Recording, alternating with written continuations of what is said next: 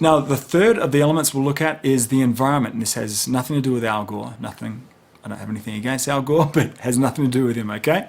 This talks about the audio clues that we have that gives us an idea of where a sound lives. Now, if I was to speak to you out in the middle of an open field, then you would hear the sound of my voice going directly from my mouth to your ears. But if we're indoors, then you not only hear the direct sound, but you also hear the sound coming off the walls and all of that stuff coming off here. And depending on what that environment is, when you just listen to a sound, you can kind of get clues to where that environment is. Let's listen to some examples of a drum kit. Let's listen to this first one.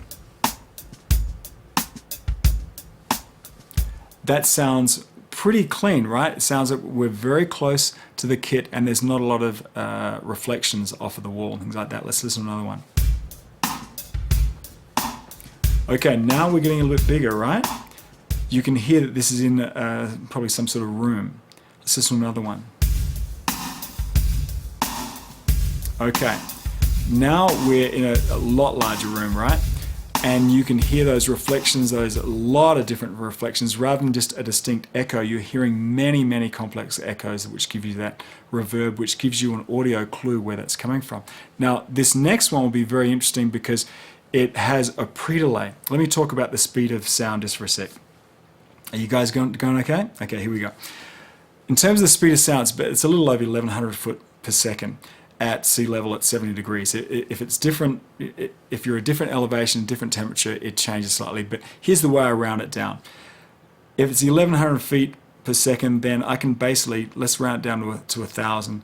That means that for sound to get from me to here, a foot, it's basically a millisecond a foot. So therefore, if someone's speaking to me from 50 feet away, I'm going to hear history, actually. I'm going to be hearing what they said 50 milliseconds ago.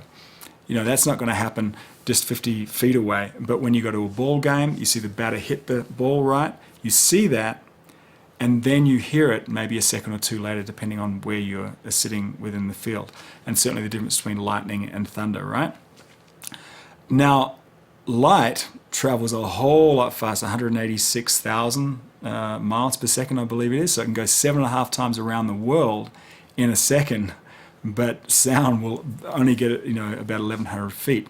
So here's the point. In the next one you hear, check out the difference between, you'll hear a snare drum hit, and then this is actually a model off of Madison Square Gardens that you'll hear. And Madison Square Gardens is a big, big place, right? You'll hear the snare drum, and then you'll hear like it go to the wall and then come back, I don't know, say maybe half a second afterwards. So you hear that pre-delay before the reverberation starts. So it'll tend to kind of breathe. It'll go like that. Check it out.